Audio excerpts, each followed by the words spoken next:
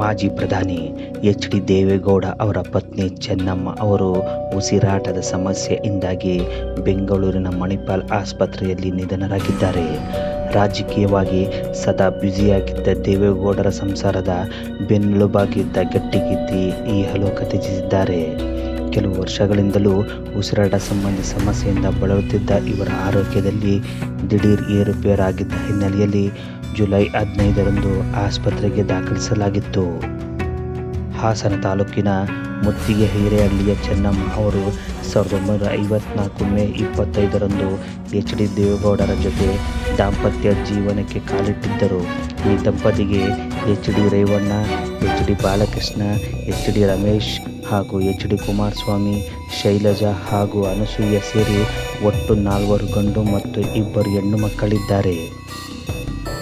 ಚೆನ್ನಮ್ಮ ದೇವೇಗೌಡರ ರಾಜಕೀಯ ಜೀವನದ ಬೆನ್ನೆಲುಬಿನಂತಿದ್ದು, ಸದಾಕಾಲ ರಾಜಕೀಯದಲ್ಲಿ ಬ್ಯುಸಿಯಾಗಿದ್ದ ದೇವೇಗೌಡರಿಗೆ ಕುಟುಂಬದ ಹೊರೆ ಬೀಳದಂತೆ ಸಂಸಾರ ನಿಭಾಯಿಸುವ ಮೂಲಕ ಗಟ್ಟಿಗಿತ್ತಿ ಎನಿಸಿಕೊಂಡಿದ್ದರು. 6 ಮಕ್ಕಳನ್ನು ಸಲಹಿದಲ್ಲದೆ ಅವರ ಶಿಕ್ಷಣದ ಜವಾಬ್ದಾರಿ ಹೊತ್ತು ಆದರ್ಶ ಗೃಹಿಣಿಯಾಗಿದ್ದರು.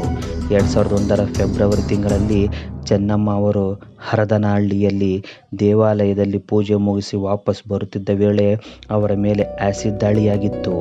ಘಟನೆಯಲ್ಲಿ ಗಂಭೀರವಾಗಿ ಗಾಯಗೊಂಡಿದ್ದ ಅವರು ಚಿಕಿತ್ಸೆ ಬಳಿಕ ಚೇತರಿಸಿಕೊಂಡಿದ್ದರು. ದೇವೇಗೌಡ ಮತ್ತು ಕಾಳಮ್ಮ ದಂಪತಿಯ ಪುತ್ರಿಯ ಹಿರಿಯ ಮಗಳಾಗಿದ್ದ ಚೆನ್ನಮ್ಮ ಅಂದಿನ ಕಾಲದಲ್ಲಿ SSLCವರೆಗೆ ಶಿಕ್ಷಣ ಪೂರೈಸಿದ್ದರು.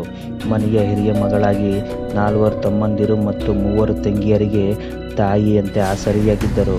ಚೆನ್ನಮ್ಮ ಅವರು ಕರ್ನಾಟಕದ ಗ್ರಾಮೀಣ ಸಂಸ್ಕೃತಿಯಲ್ಲಿ ಬೆಳೆದ ಸರಳ ಸ್ವಭಾವದ ಮಹಿಳೆ.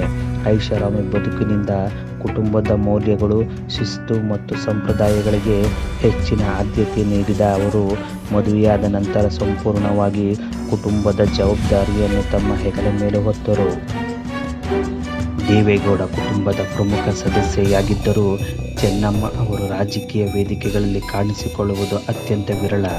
ಚುನಾವಣಾ ಪ್ರಚಾರ, ರಾಜಕೀಯ ಭಾಷಣಗಳು ಅಥವಾ ಪಕ್ಷದ ಚಟುವಟಿಕೆಗಳಲ್ಲಿ ಅವರು ಎಂದಿಗೂ ಮುಂಚೂಣಿಯಲ್ಲಿರಲಿಲ್ಲ. ಇದೇ ಅವರ ವ್ಯಕ್ತಿತ್ವದ ವಿಶೇಷತೆ. ದೇವೇಗೌಡ ರಾಜಕೀಯ ಬದುಕು ಎಷ್ಟೇ ಬ್ಯುಸಿಯಾಗಿದ್ದರೂ ಕುಟುಂಬದ ಸದಸ್ಯರನ್ನು ಒಗ್ಗೂಡಿಸುವ ಜವಾಬ್ದಾರಿಯನ್ನು ಚೆನ್ನಮ್ಮ ಅವರು ಸಮರ್ಥವಾಗಿ ನಿಭಾಯಿಸಿದರು. ಮಕ್ಕಳ ಶಿಕ್ಷಣ, ಸಂಸ್ಕಾರ ಹಾಗೂ ಕುಟುಂಬದ ಸಂಪ್ರದಾಯಗಳನ್ನು ಉಳಿಸುವಲ್ಲಿ ಅವರ ಪಾತ್ರ ಮಹತ್ವದ್ದಾಗಿದೆ.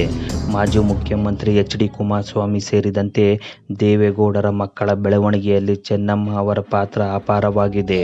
ಶಿಸ್ತು, ಸರಳತೆ ಮತ್ತು ಜನರೊಂದಿಗೆ ಬೆರೆಯುವ ಗುಣಗಳನ್ನು ಅವರು ತಮ್ಮ ಮಕ್ಕಳಲ್ಲಿ ಬೆಳೆಸಿದ್ದಾರೆ.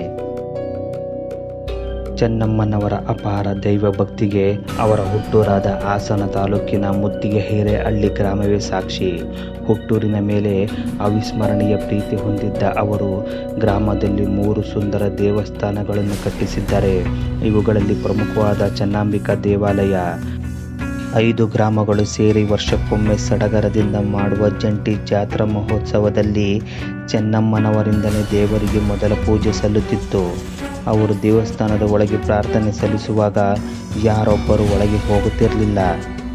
ಅವರು ಪೂಜೆ ಮುಗಿಸಿ ಭಕ್ತಿಯಿಂದ ಹೊರಬಂದ ಮೇಲಷ್ಟೇ ಇಡೀ ಗ್ರಾಮಸ್ಥರು ಹಾಗೂ ಭಕ್ತಾದಿಗಳು ಪೂಜೆ ಸಲ್ಲಿಸುವ ಸಂಪ್ರದಾಯವಿತ್ತು.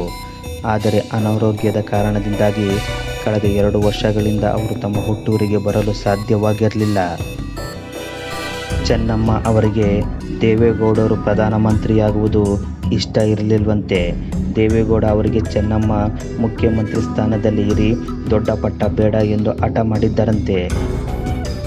ಚೆನ್ನಮ್ಮ ಅವರ ನಿಧನವು ದೇವೇಗೌಡರ ಬದುಕಿನಲ್ಲಿ ಎಂದಿಗೂ ತುಂಬಲಾರದ ಭಾರೀ ಆಘಾತವನ್ನುಂಟು ಮಾಡಿದೆ.